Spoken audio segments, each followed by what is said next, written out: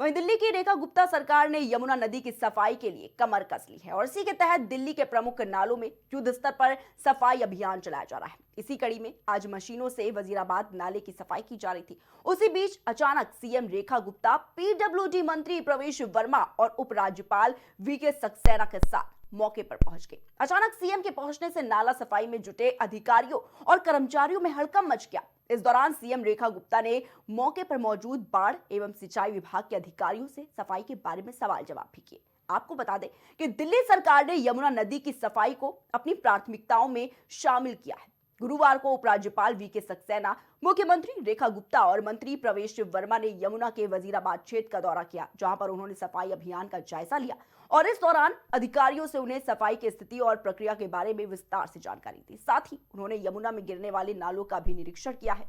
वहीं आपको बता दें कि इससे पहले पीडब्ल्यूडी मंत्री वर्मा ने एक उच्च स्तरीय बैठक बुलाई थी। इसमें दिल्ली जल बोर्ड, पीडब्ल्यूडी और एमसीडी को यमुना की सफाई के लिए मिलकर काम करने का निर्देश दिया गया था। वहीं दिल्ली की मुख्यमंत्री रेखा गुप्ता ने कहा कि जितने बड़े नाले हैं उसका निरीक्षण सरकार द्वारा किया गया। यमुना की सफाई के लिए 22 नालों की गाद निकालने का काम लगातार किया जा रहा है। पिछली बार और आज के निरीक्षण में बहुत बड़ा फर्क आ गया है। काम बहुत तेजी से हो रहा है। कई मशीनें जो हैं वो लगाई गई हैं।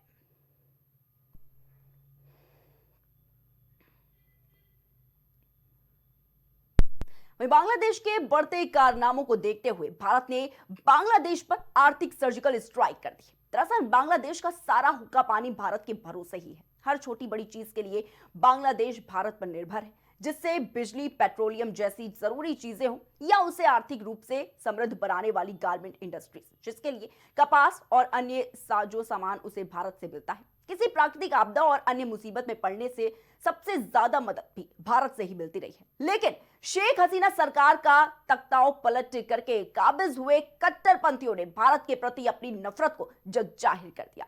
इसके लिए पहले उन्हें अमेरिका की बाइडेन सरकार से मदद मिल रही थी, लेकिन डोनाल्ड ट्रंप ने राष्ट्रपति पद संभालने पर बांग्लादेश के मामले को भारत के हवाले कर दिया। और एक ऐसे समय में जब चीन कई तरह के आर्थिक संकटों से जूझ रहा है, यूनुस ने बीजिंग जाकर भारत के खिलाफ बयानबाजी करके अपने ही पैर पर कुल्हाड़ी मारी है। भारत ने तो उस पर कुल्हाड़ी के जोर को थोड़ा और बढ़ा दिया। आपको बता दें कि पिछले कुछ समय से लगातार बांग्लादेश भारत पर शेख हसीना और उनके समर्थकों को पनाह देने का आरोप लगा रहा है। इस्लामिक कट्टरपंथियों को हिंदुओं के नरसंहार की खुली छूट मिली हुई है।